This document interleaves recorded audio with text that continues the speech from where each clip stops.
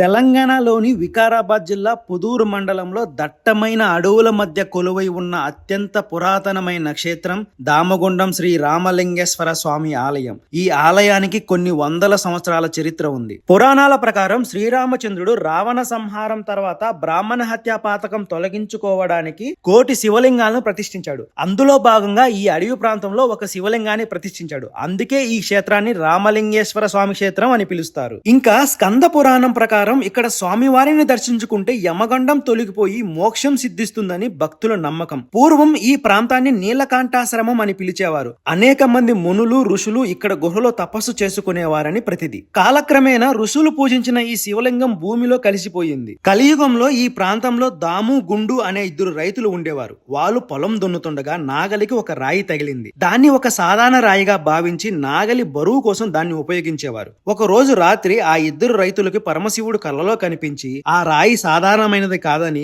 త్రేతాయుగంలో రాముడు ప్రతిష్ఠించిన శివలింగం అని చెప్పాడు. ఆ శివలింగాన్ని అక్కడున్న కోనేరులో ప్రతిష్ఠించాలని స్వామి ఆదేశించాడు. అలా ఆ ఇద్దరు భక్తులైన దాము గుండు పేర్ల మీదుగా ఈ క్షేత్రానికి దామగుండం అనే పేరు వచ్చింది. ఇంకా ఈ ఆలయ ప్రాంగణంలో ఉన్న కోనేరులో నీరు ఏడాది పొడవునా అస్సలు ఎండిపోదు. అడవి మధ్యలో ఉన్నా కూడా ఈ నీరు ఎల్లప్పుడూ ఊరుతూనే ఉంటుంది. ఈ పవిత్ర నీటిలో స్నానం చేస్తే చర్మ వ్యాధులు ఇతర అనారోగ్య సమస్యలు తొలగిపోతాయని భక్తుల నమ్మకం. అంతేకాదు ఈ క్షేత్రంలో పూజలు చేస్తే సంతానం లేని వారికి సంతాన భాగ్యం కలుగుతుందని భక్తుల నమ్మకం. ఇంకా ప్రతి సంవత్సరం మహాశివరాత్రి పర్వదినాన ఇక్కడ బ్రహ్మోత్సవాలు ఎంతో వైభవంగా జరుగుతాయి. తెలంగాణ, కర్ణాటక రాష్ట్రాల నుండి వేలాది మంది భక్తులు తరలి వచ్చి స్వామివారిని దర్శించుకుంటారు. ఇంకా ఈ క్షేత్రం గురించి ఒక్క మాటలో చెప్పాలంటే ప్రకృతి రమణీయత మధ్య ప్రశాంతమైన వాతావరణంలో ఆధ్యాత్మికతను పంచే అద్భుతమైన చారిత్రాత్మక క్షేత్రం ఈ దామగుండం రామలింగేశ్వర స్వామి ఆలయం. ఇంకా ప్రతి అమావాస్య, పౌర్ణమి నాడు ఇక్కడ విశేష పూజలు, అన్నదానం జరుగుతుంది. మిగతా రోజుల్లో గుడి ఖాళీగా చాలా ప్రశాంతంగా ఉంటుంది.